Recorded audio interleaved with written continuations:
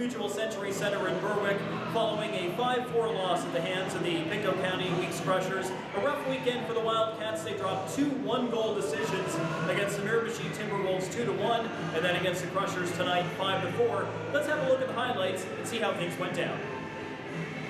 Let's jump right into period number 1, just over a minute in as that pass out is picked off. And Matt Cousin has a good shot on net. First save of the game is made there by Ryan Hustis of the Valley Wildcats. A little later on, Peter Wolds picking up the puck down the ice. Here comes Cote. And Cote throws the big hit as the Wildcats try to be a little physical in the early going. And physicality would be big in this hockey game, but it wouldn't be the Wildcats in charge of that most of the time. Valley, Jeremy Butterworth with some good work here to take that puck away, gets it over to Deacon, across to Janes in front of the net, and somehow he cannot bury it into the open net. Tanner Summers able to take it away for Miramichi. A beauty stop on Grant Janes, now up through the middle. Bruce feeds Morley attack in the net. Bruce will follow up the rebound. It's covered up by the goaltender, and we see that physicality again as Kluche comes right after Patterson, loses his bucket in the process. White was in there as well and then comes back in to try to separate. Miramichi throwing around some body weight here in period number 1. And they would continue to do that throughout the hockey game. We jump into the second period early on. Valley Wildcats on the attack. Shot from Butterworth. Janes not there in time to follow up with the rebound. Summers keeps that one out, and Miramichi has the puck coming back the other way. We go end-to-end early on in this second period. Miramichi gets the puck in front of the net, but they can't find Kluche, and just like that, the Wildcats are on the attack again. Deacon brings it in, drops it back off to Butterworth in the high slot. Butterworth trying to go around the defenders, a backhand toward the goal. Deacon couldn't find any sort of rebound. Summers keeps it out, and we stay 0-0 early on in the second period. Wildcats attack again. Patterson turns on, goes around the defenders, and a beauty backhand shot as he puts it up over the goaltender's shoulder. Patterson scores the first goal of the hockey game and makes it 1-0 for the Valley Wildcats here in the second period. A bit later on, White can't keep it in at the point. It's grabbed by the Wildcats, 2-0. Eli Hughes across to Daphne, had plenty of net to shoot at and maybe just overthought it. Daphne ends up fanning on the shot and missing a golden opportunity. Then at the end of the period, final seconds of period number 2, nothing all that special happening here. Puck comes back to Peter Wolds, picking it up off the glass. He'll stop at the end of the period, but Dylan Morley does not stop and collides with Wolds after the whistle. Needless to say, everybody upset about the late hit by Dylan Morley. Everybody ends up coming together, and this is where tempers would really start to boil over in this hockey game. There'd be a couple of 10-minute misconducts out of the whole deal. The coaches would be screaming at one another as the players would go off the ice and back to the dressing room. Of course, that takes a few minutes to separate everybody, and what was a chippy period becomes even more chippy as we go into period number 3.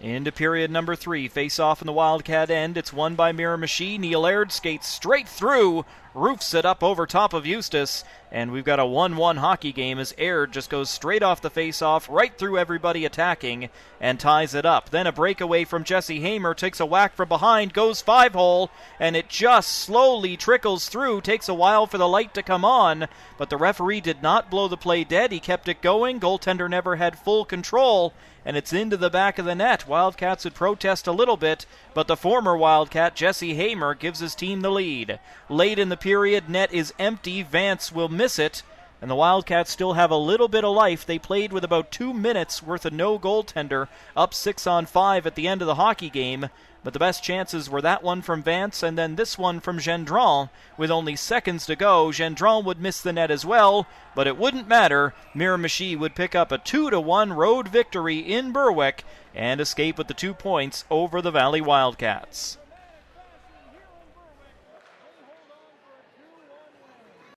So a tough loss against the Miramichi Timberwolves 2-1. They'd come back the next night against the Pictou County Weeks Crushers, and number 35, Kyle Aliverty, would get the start in this one for the Valley Wildcats.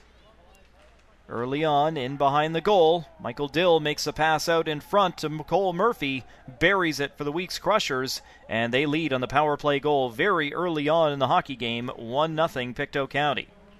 Later on, Packman gets the puck across. Zwagstra comes in, and Aliverty forced to make a very good save on Zwagstra shorthanded. Now watch Murphy and number 6 Lafond on the other side. Murphy goes to take Lafond into the boards, and it's right where the glass starts at the end of the bench as we see it again in slow motion.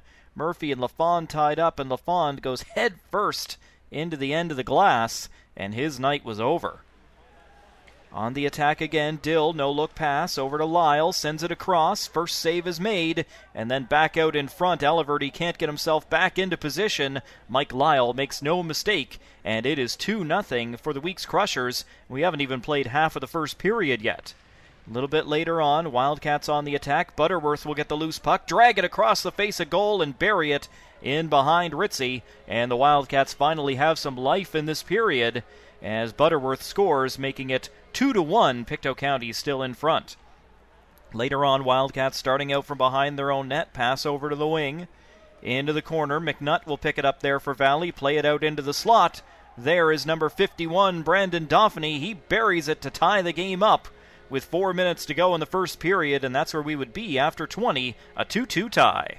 Into period number 2, point shot from Nocella, blocked by Spears. Spears then takes it away from Grant Janes and banks it off the boards to get it out. Pictou County moves into the attacking zone, goes side to side in front of the goal, and guess who? Yeah, it's the guy that started the play. Regan Spears is the one who knocks it under the goaltender, and the Crushers retake the lead 3-2.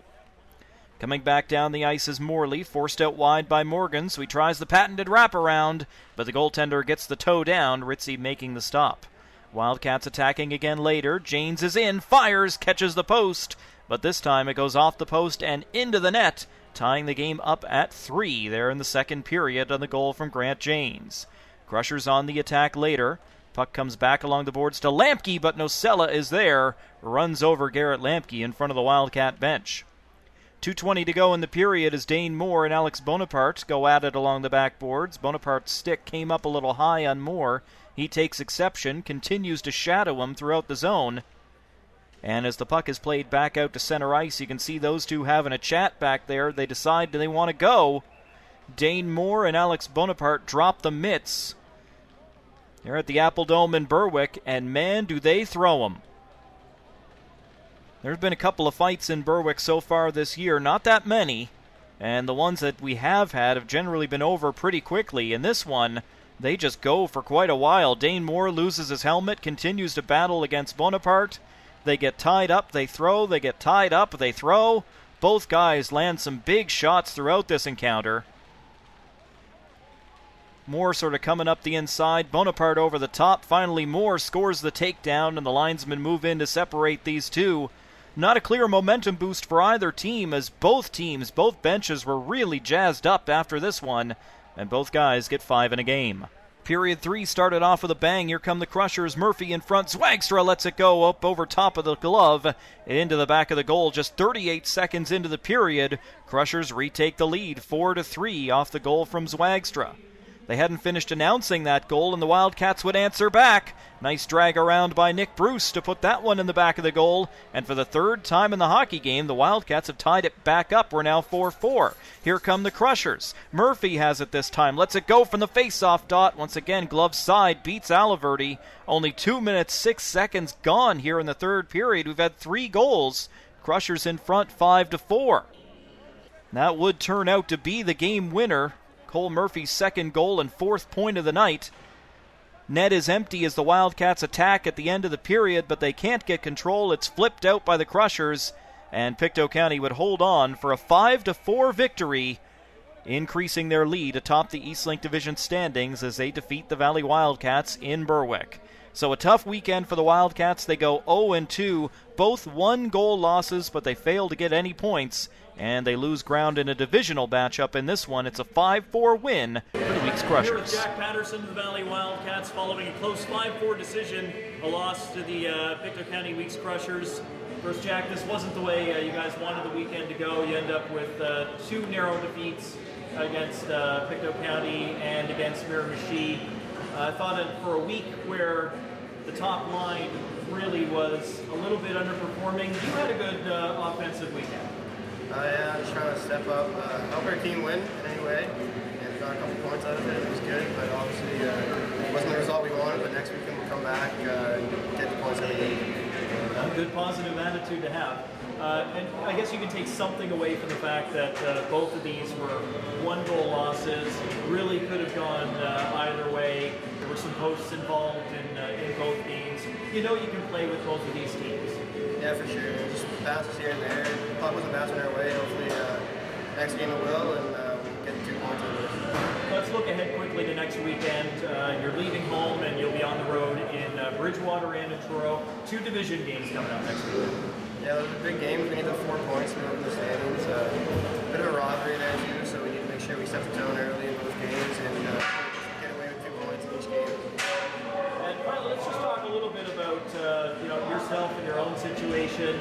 You were, if I remember correctly, originally drafted by this franchise when it was still in Halifax, and ended up coming back to it this season. How's life as a Valley Wildcat? I like it a lot. I like all the guys. It's a good place to be. I'm really enjoying myself here. All right, fantastic, Jack. Thanks so much. Thank you. All right, that's Jack Patterson for the Valley Wildcats, coming off a 5-4 loss to the Pictou County Weeks Crushers tonight.